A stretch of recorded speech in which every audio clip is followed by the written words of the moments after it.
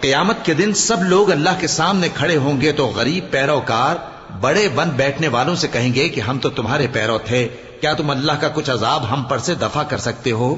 وہ کہیں گے کہ اگر اللہ ہم کو ہدایت کرتا تو ہم تم کو ہدایت کرتے۔ اب ہم گھبراہٹ ظاہر کریں یا صبر کریں ہمارے حق میں برابر ہے، کوئی جگہ رہائی کی ہمارے لیے نہیں ہے۔